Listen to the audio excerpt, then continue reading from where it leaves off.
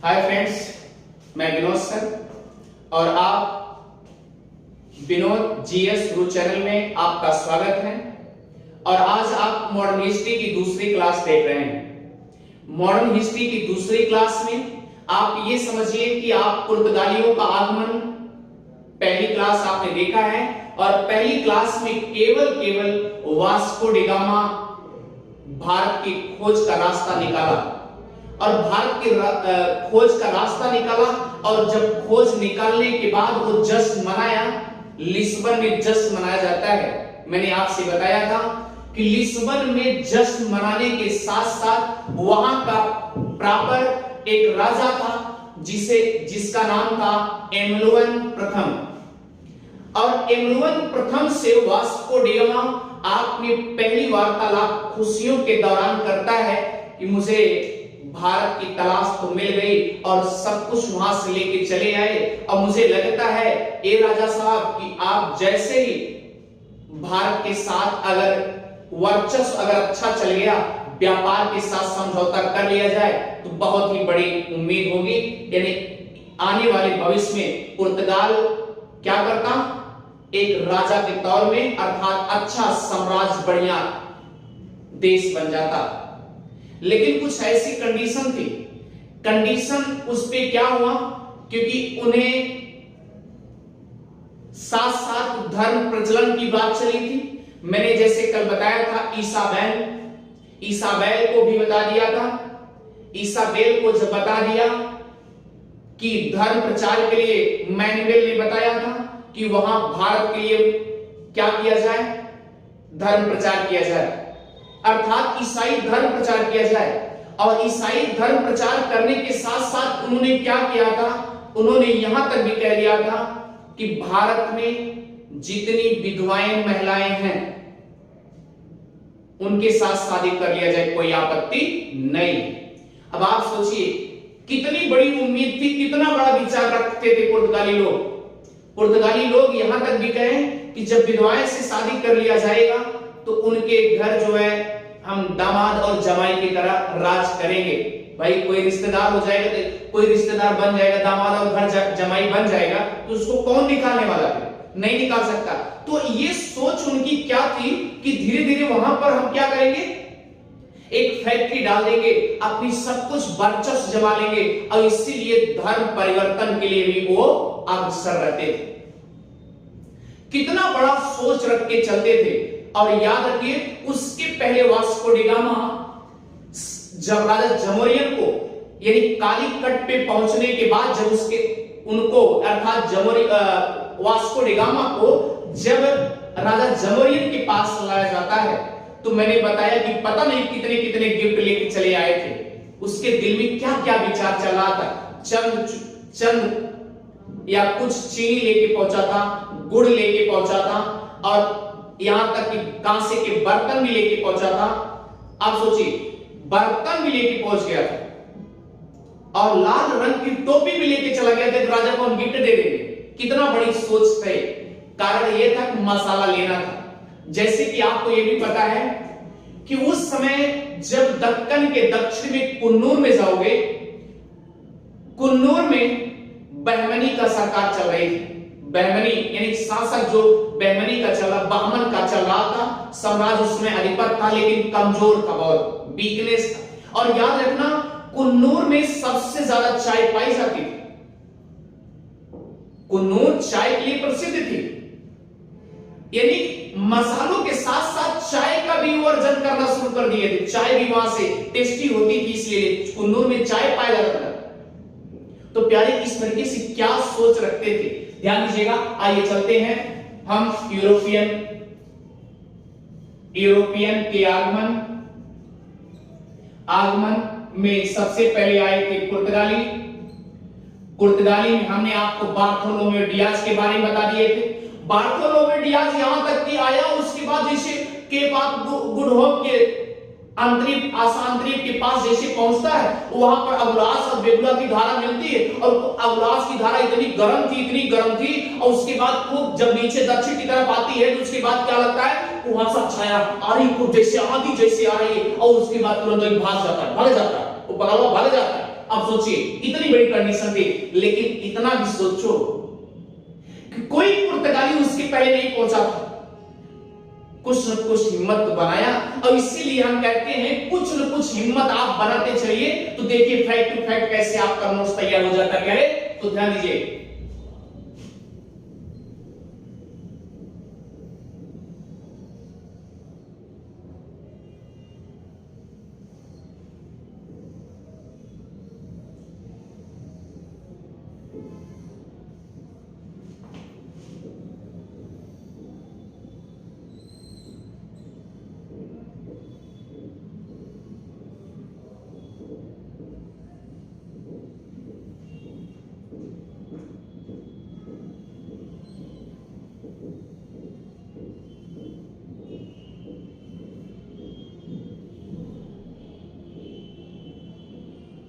प्यारे हमें पुर्तगाल और स्पेन से मतलब है। यहां देखिए, क्योंकि मैं पुर्तगाल पढ़ा रहा हूं, ये आपका स्पेन है और ये आपका पुर्तगाल है, मैं यही पढ़ना चाह रहा हूं।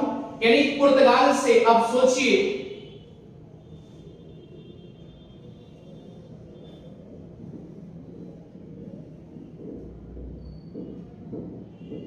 ये देखिए मैंने आपसे बताया कि पुर्तगाल से ये निकलने वाला यानी स्पेन का नाविक कौन था? स्पेन का कोलंबस, जो कि भारत की तलाश में निकला था। और पुर्तगाल का कौन था? मैंने आपसे बताया पुर्तगाल का कौन था? Vasco D gamma. और उसके पहले कौन थे? Bartholomew Diaz. इस अब देखिए और याद रखिएगा पुर्तगाल ये है प्यारे, पुर्तगाल की राजधानी मैंने बताया था कि लिस्बन है। और लिस्बन में खूब जश्न मनाए जा रहे हैं, क्योंकि वास्को डी गामा भारत के मार्ग की खोज करके लौट चुका है और कुछ न कुछ मसाला साथ में लेकर के आ चुका है प्यारे। तो ये कंडीशन आप ध्यान दीजिएगा। और ये जब लौट चुका है और ये सारी खुशियां यहां पर खूब मनाया जा रहा है। और इसाबेल के साथ मैनुएल ने ये भी लिख दिया था, खत लिख दिया था कि अब ये पूरे यूरोप में जश्न का माहौल है कि वास्को डी गामा लौट आया है, भारत की खोज करके, अर्थात भारत के मार्ग की खोज करके लौट आया है। तो प्यारे ध्यान दीजिए, ये मैनुएल दुती ने बताया था। मैनुएल दुती ने खत लिखवा के भिजवा दिया स्पेन के महारानी के पास, इसाबेल के पास। और उसके बाद हुआ क्या? खुशियों का जश्न मनाया जा रहा है। तो उसके बाद क्या हुआ? ये वास्को डी गामा यहां के राजा थे इमैनुअल प्रथम। इमैनुअल प्रथम, तो प्यारे ध्यान दीजिएगा, इमैनुअल प्रथम जो है, इमैनुअल जो प्रथम है प्यारे ध्यान दीजिएगा, यह यहां के राजा थे, एक राजा का रूप लेते थे। और याद रखिएगा राजा जो थे उनसे सारी बात वास्को डी गामा ने बता दिए। और वास्को डी गामा बताने की जब पूरी कंडीशन बता दिए कि हमें लगता है कि अगर भारत के साथ अच्छा मशविरा और समझौता कर लिया जाए तो आने वाले भविष्य क्या हो जाएगी? पुर्तगाल की भी सवर जाएगी। और इस तरीके से हुआ प्यारे। तो ये सब कुछ बता दिए। और उसके बाद यहां का नेविगेटर ये भी याद है, प्रिंस हेनरी था। ये केवल ये मैपिंग बनवाया था। और हम याद रखिएगा उसके बाद 13 सितंबर जब ये लौट चला आया, तो प्यारे 13 जब ये लौट चला आया तो दूसरा पुर्तगाली भगा यहां से।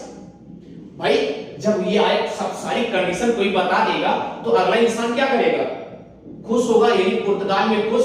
अब भाई वास्को डी गामा तो अपना सफर करके सब कुछ आ गया। और उसके बाद यहां इसको पेट्रो